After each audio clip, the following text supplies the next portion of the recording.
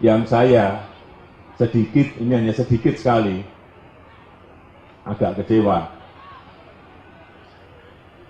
Investasi yang diberikan oleh Arab Saudi kepada Indonesia 89 triliun.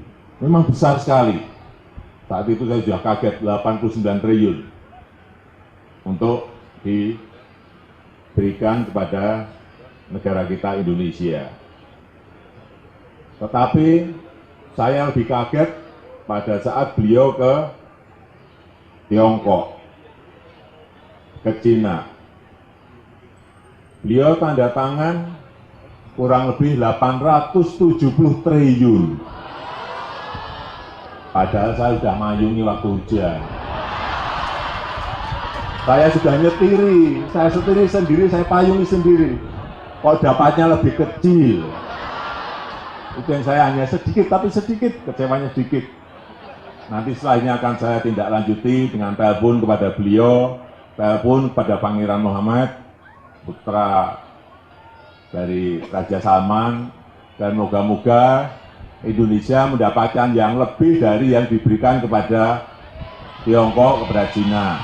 Keinginan kerajaan Saudi ini ingin membantu umat Islam, ingin membantu Indonesia, ingin membantu rakyat Indonesia, ingin menyelamatkan Indonesia dari ikatan utang dan riba yang selama ini dimainkan oleh negara-negara kapitalis.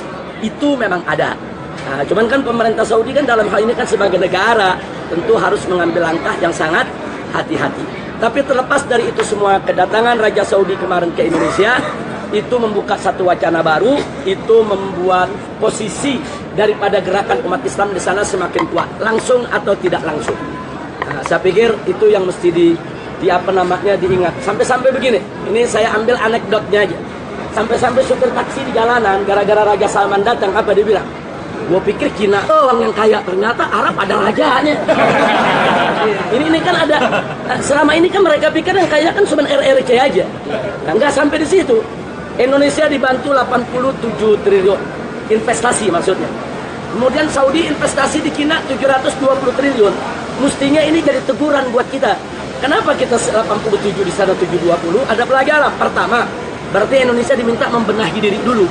Kalau ingin mendapat investasi yang banyak, kita harus berbenah diri. Nah, kedua, lagi-lagi nih tukang taksi nih. Apa dia bilang? Gile, kita ngutang di Cina ngutang sama Arab. Artinya di sini kan ada pesan, Indonesia jangan terlalu bergantung kepada negara komunis yang kau bilang kaya, kasih pinjam dengan bunga berlebihan. Ternyata mereka sendiri minjamnya ke Arab Saudi. Nah, ini ada dampak psikologis di tengah masyarakat, ada dampak sosiologis. Nah, dan yang paling penting lagi satu, sebelum kedatangan Raja Salman, itu bendera-bendera yang bertuliskan La ilaha illallah kan dirampas-rampasin. Dirampas, ditangkap, itu di ISIS dan lain sebagainya. Nah, begitu Raja Salman datang, di mana-mana bendera La ilaha illallah Muhammad Rasulullah berkibar. Nah, jadi artinya kan di sini memberi pelajaran juga masyarakat. Siapa bilang ini bendera dilarang? Siapa bilang ini bendera yang nggak boleh dikibarkan di Indonesia? Saya ambil manfaat daripada hikmah psikologis sosialnya. Terima kasih, jazakumullahu khairal jasa. Saya pikir cukup karena saya lagi ditunggu sama keluarga. Kita mau ke Haram karena besok sudah harus meninggalkan Mekah. Mudah-mudahan kapan-kapan kita bisa berjumpa. Terima kasih atas segala perhatian. Kita baca suratul Fatihah. Kita mohon kepada Allah Subhanahu wa taala barakal Fatihah agar negara kita dijadikan baldah thayyibah. Agar kita semua yang hadir di sini insyaallah diberikan keberkahan. Amin. Dari dunia hingga akhirat. Amin. Dan Anda semua selamat kerja di negeri orang, selamat pulang dan dimudahkan istrinya, dimudahkan segala kesulitannya. Amin. Amin. Sirrul Fatihah.